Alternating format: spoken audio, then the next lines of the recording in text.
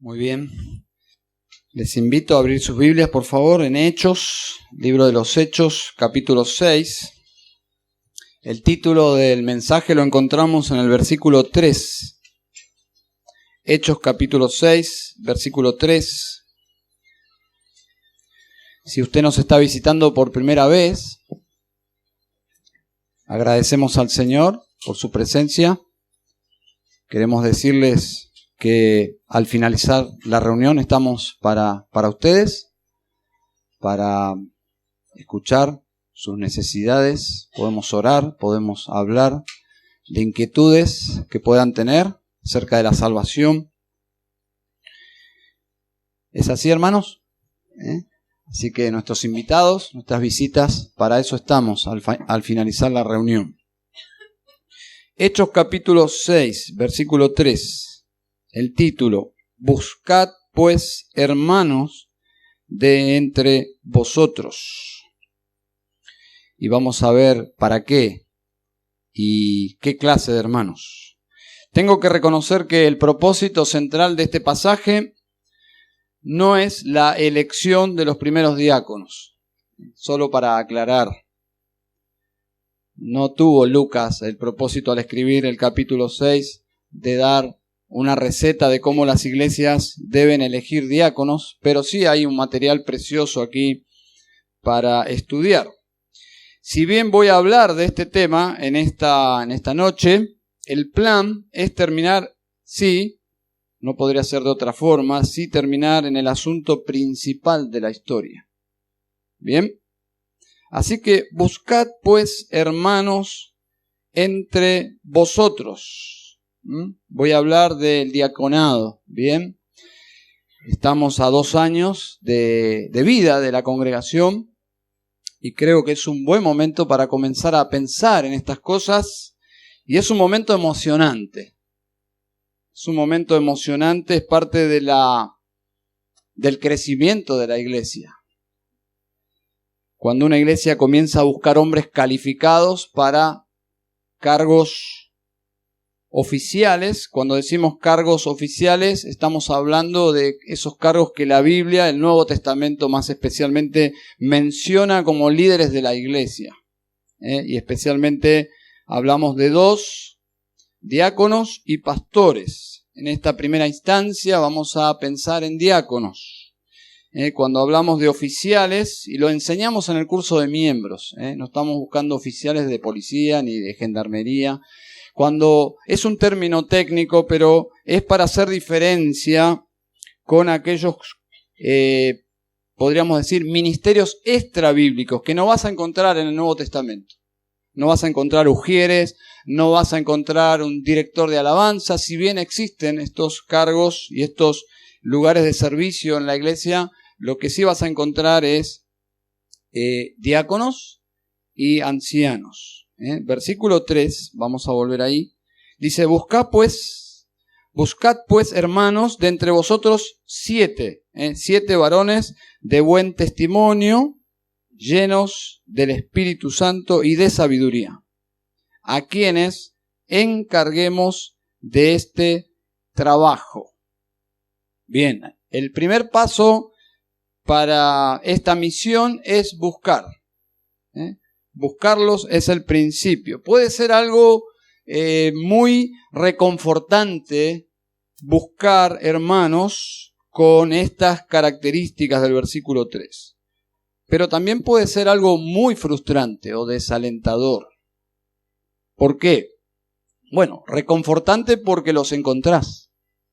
Y es una bendición poder contar dentro de una congregación con hombres con estas características.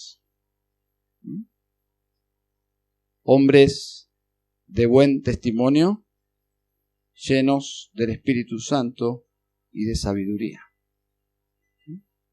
Hermanas solteras, ¿podrías aplicar este versículo para buscar un esposo también? ¿Sí o no? Porque son características maravillosas. Si yo tuviese una hija, le diría: hija, este es un versículo precioso, no habla de esposos, pero si encontrás un varón de buen testimonio, que sea lleno del Espíritu Santo y de sabiduría, tenés mi bendición. Pero no tengo hijas. Bueno, puede ser reconfortante. En este caso encontraron 7. Si en una congregación encuentran 1, bienaventurada esa congregación. Si encuentran 2, bienaventurada. Si encuentran 7, esa es una iglesia sumamente rica. Y es lo que sucedió aquí. O puede ser desalentador si comenzás a buscar y no encontrás 1. Yo sospecho que no es nuestro caso, hermanos. De corazón, yo creo que aquí hay personas con estas condiciones. Pero si eso llegara a suceder, porque recuerden que es un trabajo de la iglesia, dice, buscad pues, ustedes busquen. Y eso va a ser el proceso, vamos a explicar. Pero diría que si llegara a ser el caso de que no encontramos a nadie, puede ser que estemos buscando de una forma idealista, gente como extraterrestre o tan celestial que no toca la tierra para no contaminarse. Bueno, estaríamos buscando mal, no estaríamos entendiendo lo que significa esto. Estos son hombres con características que se pueden conseguir de parte del Señor en nuestras vidas. Pero si no llegáramos a encontrar a nadie, sería muy revelador, ¿no? Porque nos mostraría nuestra gran necesidad como congregación. Nos debería quebrantar el corazón no poder contar con hombres con estas condiciones. Pero si llegáramos a encontrar hombres con estas condiciones, diríamos, somos sumamente privilegiados. Ya el mundo carece de hombres. Hombres de verdad. El mundo está en una crisis de masculinidad enorme. Estamos hablando de temas que si me hubiesen mencionado hace 20 años que estaríamos luchando con estas cosas, yo no lo creería. De verdad no lo creería, pero esos tiempos llegaron. Tiempos difíciles. Pero estos son hombres de verdad que la iglesia necesita. Hombres de verdad con estas condiciones. Se deben valorar muchos. Se debe valorar mucho estos hombres. Son un regalo de Dios y oramos que podamos encontrarlos entre nosotros. ¿Bien? Bueno, vamos a ver la historia, qué es lo que está pasando aquí en Hechos capítulo 6 y vamos a ver cómo establecer diáconos, pero finalmente vamos a ir al corazón del pasaje para poder meditar finalmente allí. Versículo 1. En aquellos días, ¿qué días? Los días de la iglesia primitiva y de los días de aquella iglesia que nació allí en Jerusalén. Estamos en Jerusalén. Como creciera el número de los discípulos, hubo murmuración de los griegos contra los hebreos, de que las viudas de aquellos eran desatendidas en la distribución diaria. Una nota aquí para aquellos que han idealizado la iglesia primitiva. Bueno, este versículo te pincho ese globo ficticio. La iglesia siempre fue formada por pecadores y siempre hubo pecado. Y encontramos aquí en esta iglesia pastoreada por los mismos apóstoles, con problemas de murmuración. Así que cuando alguien me dice los días de la iglesia primitiva, ¿qué días? ¿Qué iglesia? La iglesia de Tesalónica, la iglesia de Corinto, los Gálatas. ¿Cuál iglesia? Entonces es fácil idealizar, porque de esa forma no valoramos ninguna iglesia real, solo la que está en nuestra nube ficticia de ideales que no pertenece al mundo real, ni siquiera al mundo de la Biblia. ¿Bien? Así que estamos en el inicio de la historia de la iglesia y ya encontramos una iglesia con problemas. ¿Bien? Versículo 2. Parece que la gente insinuó que los apóstoles en persona se dediquen a solucionar este problema. ¿Qué problema? La distribución diaria. Para que sea equitativo, la distribución de alimentos. Recuerden que en ese momento de la historia de la iglesia era como una gran comunidad donde se distribuía de forma equitativa las cosas. Era una etapa muy especial, única en la historia de la iglesia. Versículo 2. Entonces los 12 convocaron a la multitud de los discípulos y dijeron: no es justo que nosotros dejemos la palabra de Dios para servir a las mesas. Entonces, entre el versículo 1 y el versículo 2, no es que se perdió un versículo, no estoy diciendo eso, pero usted tiene que leer algo ahí, entre los dos versículos, algo que sucedió, y es esta posibilidad de que la gente le pidió a las personas de su confianza, que eran los apóstoles, que ellos en persona se dediquen a distribuir la comida a las viudas que estaban siendo injustamente desatendidas. ¿Cuál es la respuesta de los apóstoles? Si nosotros hacemos esto, si nosotros nos dedicamos a esta tarea, vamos a descuidar nuestro llamado. ¿Cuál era el llamado de los apóstoles? La palabra de Dios. Versículo 3. Buscad pues, hermanos, de entre vosotros a 7 varones, y ahí tenemos nuestro versículo, lema del mensaje de hoy.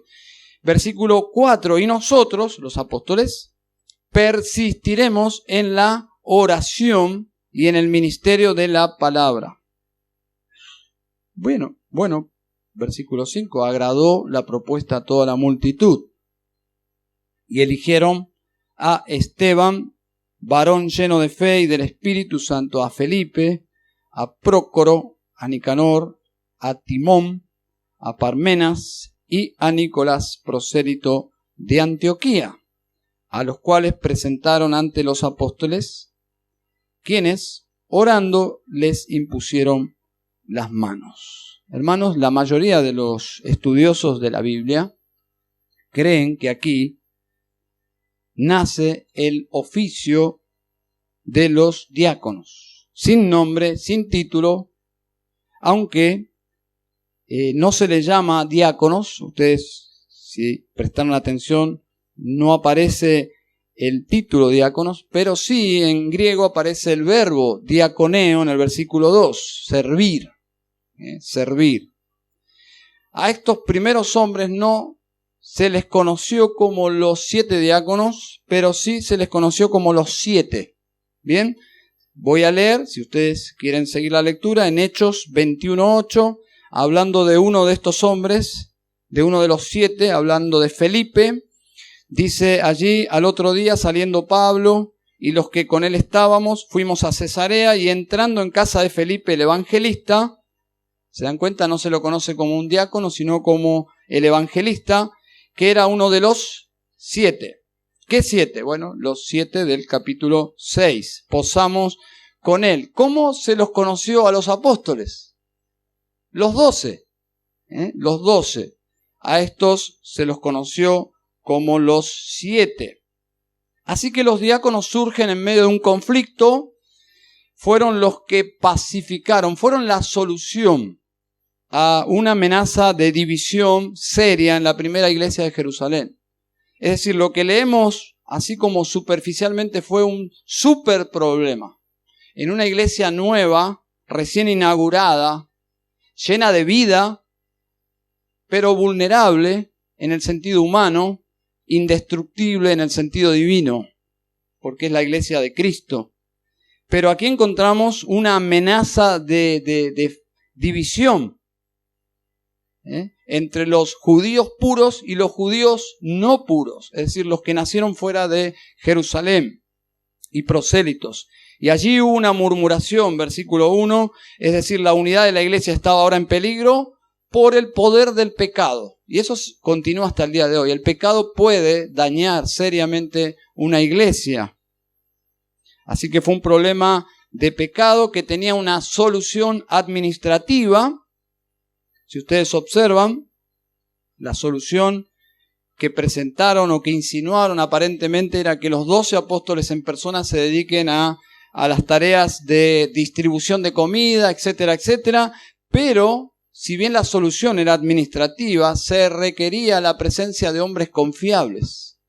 Por lo tanto, los requisitos que buscaron en estos hombres, observen, no son requisitos administrativos. No dijeron, buscad entre vosotros 7 hombres que hayan estudiado distribución, logística, no sé. No dijeron eso. Dijeron, busquen hombres de buen testimonio, llenos del Espíritu y de sabiduría. Estos vamos a encargarles que hagan el trabajo. Es decir, no son requisitos administrativos, si bien eran importantes, pero sí son requisitos espirituales. Y aquí ya hay una nota para nosotros, hermanos. Cuando busquemos nuestro enfoque, ¿cuál va a ser? ¿Cuál va a ser nuestro enfoque? Bueno, debe ser la vida espiritual de estas personas. ¿Y cómo yo voy a saber la vida espiritual de las personas? Tiene que haber comunión espiritual. Yo no puedo conocer a las personas espiritualmente si no tengo comunión espiritual. Entonces, busquen personas, no tanto por sus capacidades naturales, sino por sus condiciones espirituales. ¿Bien? Y esos son los 3 requisitos que vamos a ver rápidamente. Luego, en la carta pastoral de Pablo a Timoteo, lo que hace es tomar esos 3 requisitos, que vamos a verlos ahora, pero toma esos 3 requisitos generales y los desarrolla de una forma más práctica en 1 de Timoteo 3. Obviamente que hoy no lo vamos a hacer, pero vamos a ver rápidamente juntos estas 3 características. ¿Bien? En primer lugar, ¿qué debían buscar? Varones. Bueno, eso es obvio. Varones, pero ¿qué tipo de varones? De buen testimonio. ¿Bien? Bueno, aquí ya hay cosas implícitas. Tienen que ser creyentes. Tienen que ser varones creyentes con clara evidencia de haber sido nacidos de nuevo, que se han arrepentido de sus pecados, que han creído en Cristo de todo corazón. Evidentemente para la iglesia son verdaderos hermanos. Bien, ¿qué más? Bueno, ¿creen en la resurrección corporal del Señor Jesús? No pueden ser creyentes si no confían que Jesús se levantó de los muertos. Entonces, parece una obviedad, ¿no? Pero es fácil fallar en lo más elemental. En lo más elemental podemos fallar. Entonces, tome nota, es algo muy obvio, pero tienen que ser varones de buen testimonio. Muchas iglesias dicen, bueno, no tiene tan buen testimonio, pero es muy buen carpintero. Y eso tiene consecuencias. Cuando una iglesia no toma en serio la Biblia, tiene luego que vivir las consecuencias. Luego dice, llenos del Espíritu Santo. Y esto es clave porque la presencia del Espíritu Santo explica el buen testimonio. ¿Bien? Porque podemos confundir el buen testimonio con la buena conducta. Una persona moralista puede tener buena conducta, buena reputación, pero no buen testimonio. ¿A qué se refiere de buen testimonio? Que damos testimonio de que es un verdadero creyente. ¿Por qué damos testimonio de que es un verdadero creyente? Por el fruto espiritual en su vida. No es moralidad solamente, no es simplemente, es macanudo, es muy educado, es buena persona. ¿Saben cuántas hermanas en Cristo se han confundido y se han casado con inconversos? Porque simplemente no tuvieron discernimiento y dijeron, es buena persona. Y es buen trabajador, y es honrado. Un detalle, no es nacido de nuevo. Y alguien dijo, si te casás con un inconverso, tu peor enemigo será tu suegro. ¿Quién es? Satanás. Entonces, hijos de Satanás con buena conducta, pero hijo de Satanás. Entonces aquí estamos hablando ya no de arruinar una familia, un matrimonio, porque si el Señor no lo salva, tenés un problema histórico familiar. Pero estamos hablando acá de la obra de Dios. Estamos hablando que a la hora de oficializar líderes debemos ser muy cuidadosos. Debemos tener ojos para ver. Buen testimonio por medio del Espíritu en su vida. Es un creyente, mora a Dios, Dios mismo. No es simplemente una buena persona. No es simplemente macanudo. Pero luego agrega, y de sabiduría. La idea es, y también deben ser llenos de sabiduría.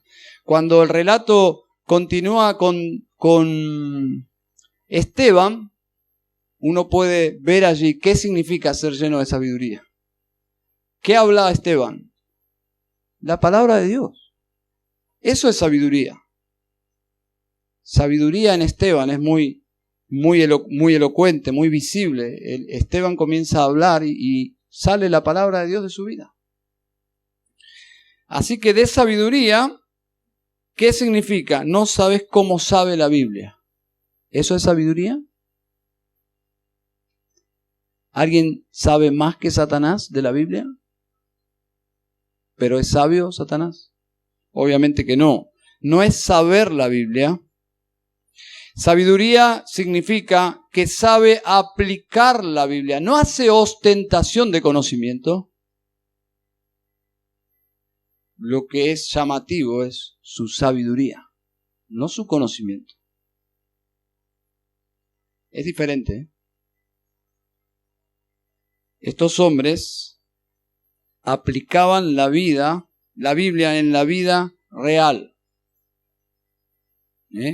Así que tenemos aquí una mega iglesia en Jerusalén. Los eruditos de la historia de la iglesia, dicen que aproximadamente se estaban congregando allí 25.000 almas.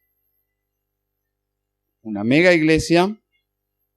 No duró mucho eso porque ustedes saben que comienza la persecución y esa mega iglesia se expande por el imperio, tal cual como Jesús dijo que debía ser. Me seréis testigo en Jerusalén, en Judea y hasta lo último de la tierra. Esa parte parece que no la entendieron bien y la persecución hizo que eso comenzara a suceder. Lo interesante es, que me llama la atención, que en medio de una multitud de almas, estos 7 hombres fueron fácilmente identificados. Interesante, ¿no? ¿Cómo hicieron en medio de una mega iglesia, que algunos de ustedes vienen de iglesias así, que la mayoría ni se conocen? ¿Cómo saber en una iglesia tan grande de tanta gente identificar 7 hombres con estas características? Bueno, lo hicieron. Lo hicieron porque no lo indica el pasaje, pero lo hicieron. No sabemos el tiempo que duró ese proceso de buscar, pero daría la idea de que fueron identificados fácilmente.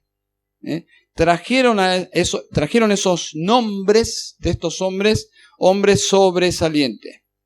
Y en la lista, ustedes saben, tenemos 2 muy conocidos en la historia de la iglesia. Esteban, porque llegó a ser el primer mártir cristiano, y el segundo es Felipe el evangelista. ¿Bien? Así que normalmente es lo que pasa cuando una iglesia elige diáconos. La gente ya empieza en su mente a traer nombres. ¿Por qué? Porque estos hombres son diáconos antes de ser diáconos. Ya vienen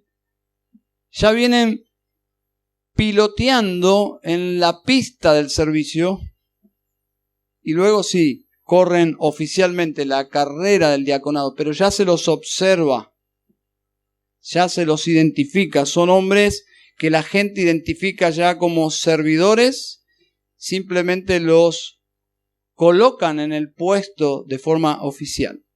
¿Bien? Es lo que dice 1 Timoteo 3, versículo 10, dice que también estos sean sometidos a prueba primero, lo cual indica que no debemos colocarlo para ver qué onda, ¿no? No, debe debemos identificarlos, tienen que ser probados para luego ocupar el cargo. Eso es lo que dice Pablo luego en 1 Timoteo. Dice que sean sometidos a prueba. No sabemos cómo, cada iglesia tendrá su mecanismo para saber si una persona, pero luego agrega, y si son irreprensibles, que entonces sirvan como diáconos.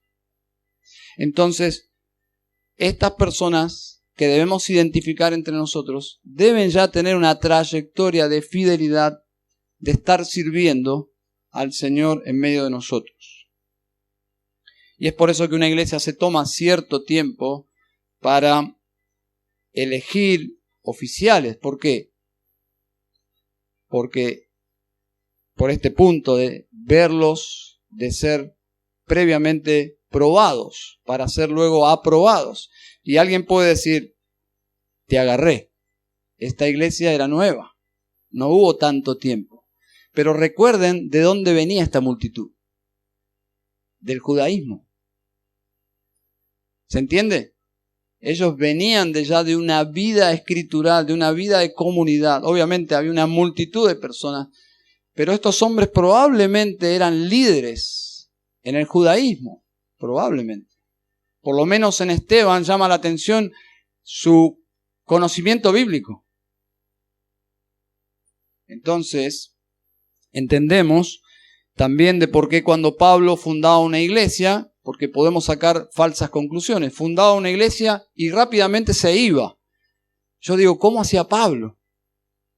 Porque a mí me encantaría llegar a una ciudad, fundar una iglesia, a los 3 meses me voy, queda una iglesia, un pastor. ¿De dónde sacaba Pablo líderes? Bueno, lo que se sospecha es que se convertían líderes del judaísmo. Y por esa razón Pablo predicaba en las sinagogas cuando llegaba a una gran ciudad. Se proveía de líderes escriturales.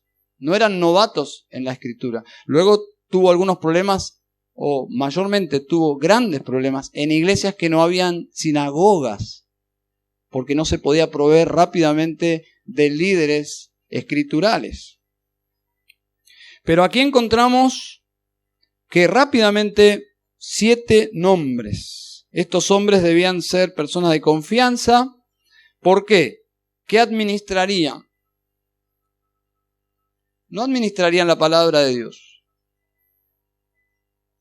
Dinero, bienes.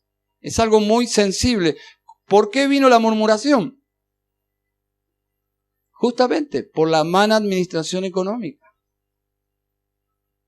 Entonces debían ser hombres espirituales porque iban a manejar algo muy sensible de la comunidad. Dinero, bienes. Y se les confió la solución de un asunto muy sensible que eran las viudas. ¿Se entiende el porqué de los requisitos ahora? Versículo 3, tan altos. Y uno dice, pero para servir a las mesas, ¿para qué tanto lío? No, porque eran más que eso. Debían ser líderes espirituales, gente confiable. Y el proceso de elección de diáconos, hermanos, si usted viene de alguna iglesia muy politizada, muy democratizada, yo lo siento porque no lo vemos en la escritura, no vemos que fue una jornada política. Usted lee, relee, no fue una jornada política, no hubo ganadores y perdedores. Hay iglesias que cuando eligen diáconos es casi como una elección gubernamental donde todo el mundo habla como si estuviesen por elegir gobernadores o asuntos de política. Bueno, nada, absolutamente nada de eso vemos aquí. La elección de estos 7 hombres fue en armonía, esa armonía de Dios entre el liderazgo, los apóstoles y los miembros. Vemos esa perfecta unidad. La congregación los buscó, versículo 3, buscad pues, hermanos, de entre vosotros a 7 varones. Alguien puede decir, pero ¿cómo se pusieron de acuerdo tanta gente? No lo sabemos. Pero creemos que si el Espíritu mora en nosotros, debemos tener la capacidad de ponernos de acuerdo.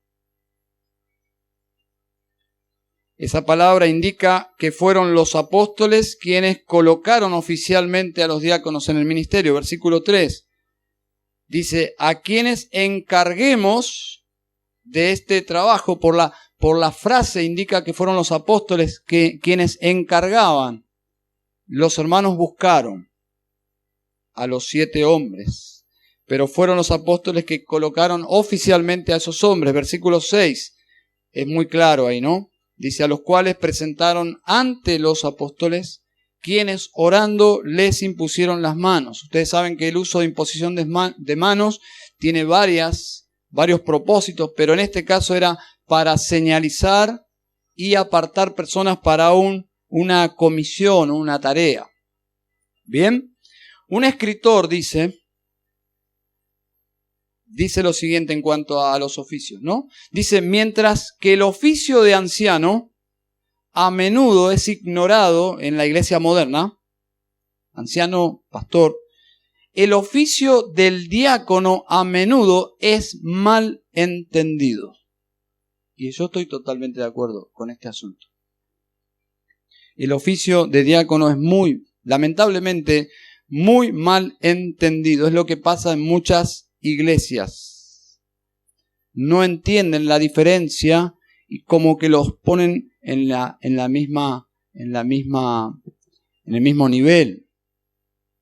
Pero es como el matrimonio. El matrimonio, si bien en cuanto a valor, el esposo y la esposa tienen el mismo valor delante de Dios, los roles son diferentes. Y si no visualizas los roles en el matrimonio, vas a tener un problema, porque no va a funcionar tu matrimonio como un matrimonio bíblico.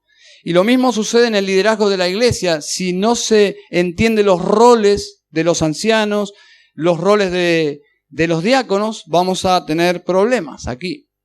Y queremos evitar problemas. Así que, ¿qué rol tiene el diácono y qué rol tiene el anciano? No vamos a hablar de los ancianos hoy, vamos a en algún momento abordar eso, pero quiero que imaginen esta escena. Por lo menos a mí me ha ayudado. Jesús pasa por aquí, es una metáfora. Jesús pasa por aquí y ve la luz prendida en la iglesia, le llama la atención por la hora y entra en la iglesia Jesús. Y observa que hay una reunión de ancianos y diáconos. Jesús se acerca y les pregunta, ¿me aman? Ahí están todos los ancianos y los diáconos mezclados. ¿Me aman? Todos responden ¿qué? Sí, Señor, te amamos. Por eso estamos aquí a esta hora. Te amamos. Entonces Jesús dice, pastoreen mis ovejas. Pero algunos hombres dicen, pero nosotros no somos pastores. Somos diáconos. Pescaron, ¿no? Lo sé, dice Jesús. No les hablo a ustedes. Les hablo a los ancianos. A ustedes, diáconos, les digo, ayuden a estos hombres en todo lo que necesiten para que no descuiden su trabajo. Eso es lo que entiendo que pasó aquí. Es exactamente lo que veo de cómo nace extraoficialmente el oficio de diácono. Versículo 2. No es justo que nosotros dejemos la palabra de Dios para servir a las mesas. Los diáconos posibilitaron que los apóstoles se dediquen a su llamado. ¿A qué los llamó Dios a los apóstoles? ¿Cuál es el fundamento de la iglesia? La doctrina de los apóstoles.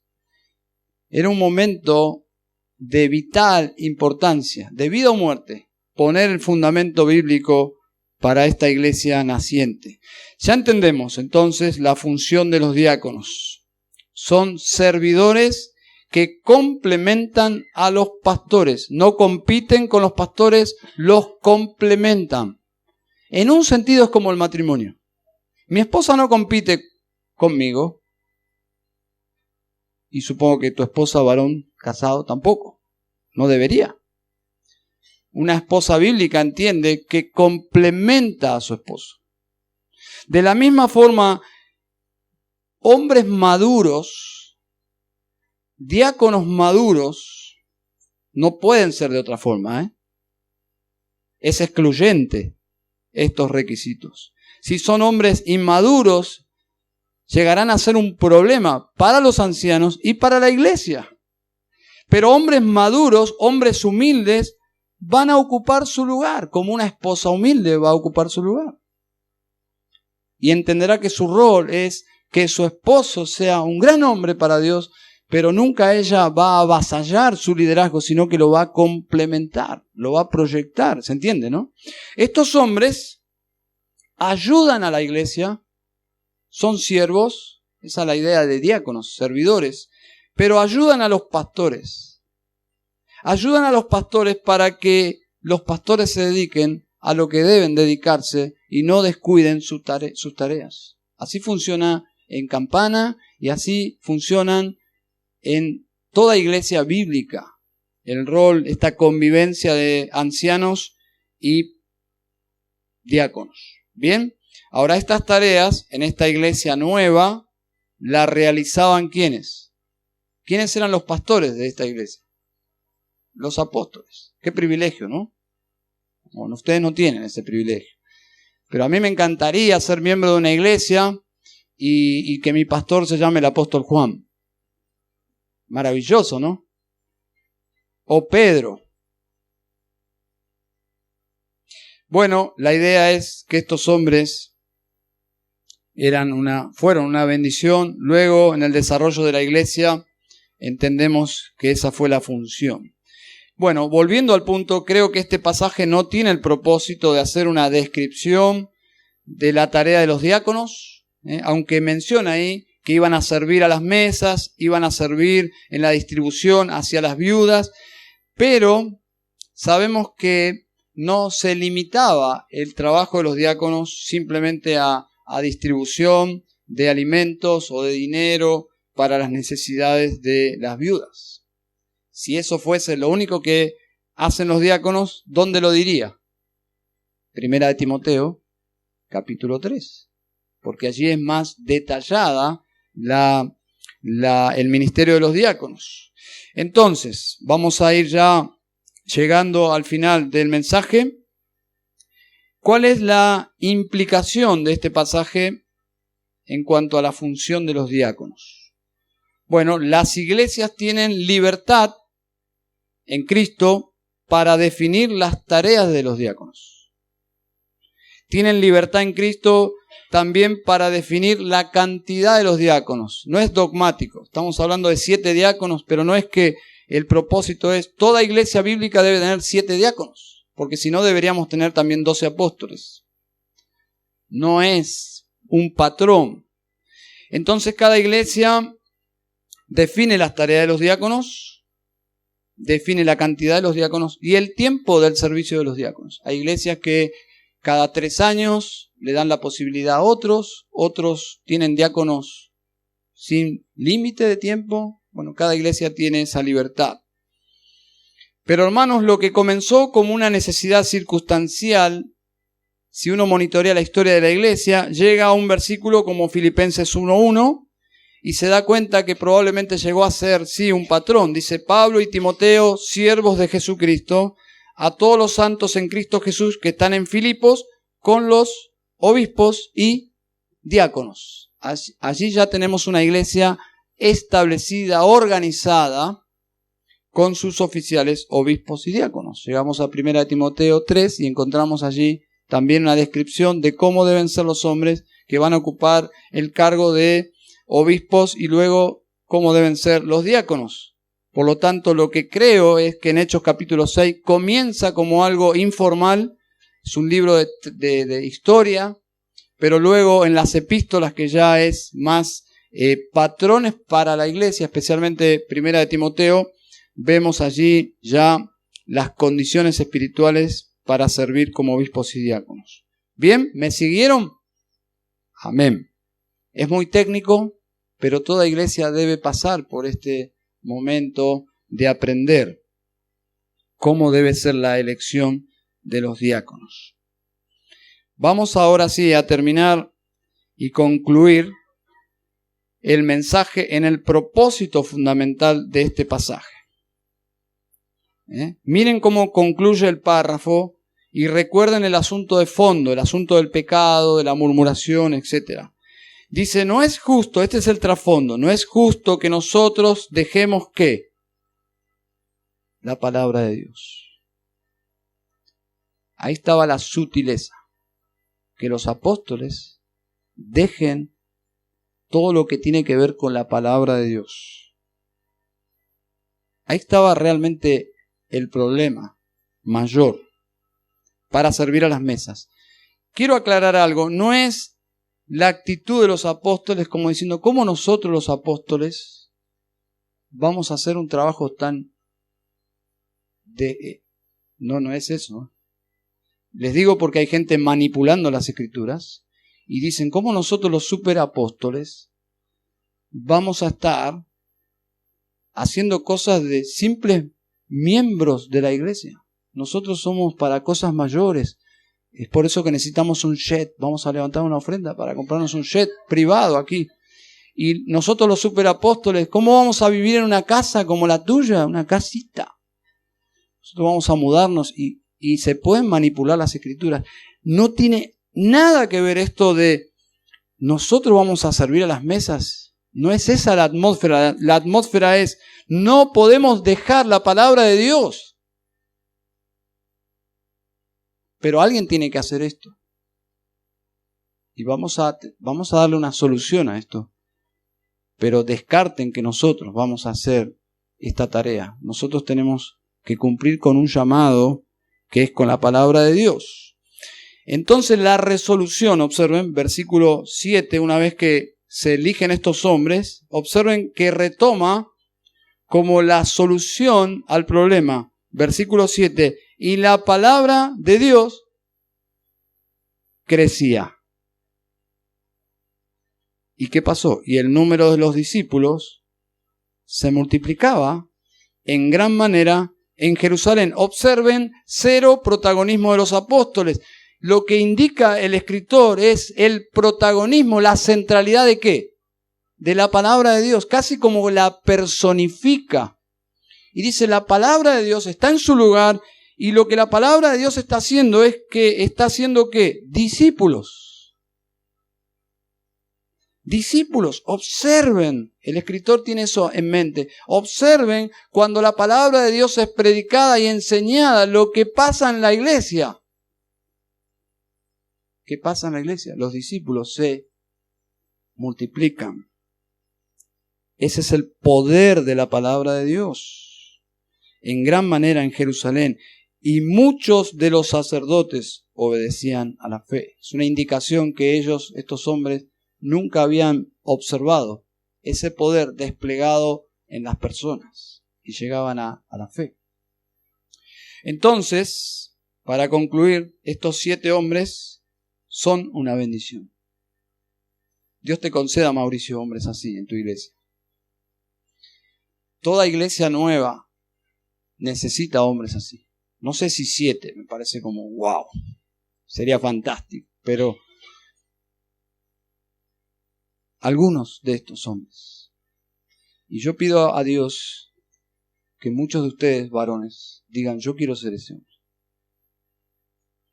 Yo quisiera, Señor, tener estas características. No por un tema de orgullo, porque ya quedaste descalificado, sino por un tema de amar a Cristo. Estos 7 hombres permitieron abrir paso al ministerio de la palabra de Dios. Y estos hombres son una bendición. Yo agradezco al Señor por los diáconos de nuestra congregación allí en la ciudad de Campana. No es mi motivo ahora alardear, ni siquiera darle el crédito a ellos es obra de Dios. Ni siquiera están ellos. No ese es el propósito. Pero quiero decirte que una iglesia, cuando establece hombres así, maduros, con estas características, la iglesia tiene como una estabilidad maravillosa. Es una bendición. La gran bendición que los diáconos son para la iglesia radica en que ellos ayudan a los pastores a dedicarse a la palabra de Dios, a la oración, es decir, a Dios mismo. Son hombres de Dios. Hay casos donde diáconos, creo que hay una pista en el pasaje aquí, vamos a verlo en 1 Timoteo 3, hay hombres que siendo diáconos, en la atmósfera de su servicio, cerca de pastores, se dan cuenta que Dios los llamó al pastorado. Así que es una buena plataforma también para desarrollar futuros ancianos. Vamos a orar. Padre, te damos gracias en esta noche por tu palabra, Señor, por el libro de los Hechos, por el escritor humano del libro de los Hechos, Lucas, porque indudablemente tenía un propósito de discipulado. Estaba comunicando, Señor, cómo es el cristianismo, cómo funciona la iglesia, cómo crece la iglesia, a qué se dedicaron esos primeros hombres, líderes, los apóstoles, los problemas que surgieron en la iglesia, pero cómo la iglesia se abría paso en medio de un mundo anticristo, cómo la iglesia se abría paso al crecimiento a pesar de pecados internos, de pecados de nosotros mismos, Señor, los cristianos. La murmuración, Señor, escrita allí tan claramente como algo negativo, pero no invencible, Señor. Padre, somos tu iglesia y van a surgir problemas y oramos que nos ayudes a, con tus recursos, con tu sabiduría, vencer el pecado. Señor, no queremos que el pecado se enquiste en medio de nosotros. Queremos pedirte que nos ayudes a arrepentirnos de nuestros pecados, a tomar en serio, Señor, medidas para luchar contra el pecado, Señor. Padre, gracias por esta primera iglesia. Es un modelo para nosotros en muchos aspectos. Así que, Señor, también oramos en esta noche por el desarrollo de hombres así. Señor, gracias por el CCB, ese espacio donde juntos podemos estar aprendiendo tu palabra, cómo estudiarla, la autoridad que ella tiene en la iglesia, en nuestras vidas. Señor, oramos que de ese espacio de formación, de capacitación, tú levantes obreros. Tú levantes obreras también. Señor, santifícanos por medio de tu palabra. Oramos en Cristo Jesús. Amén.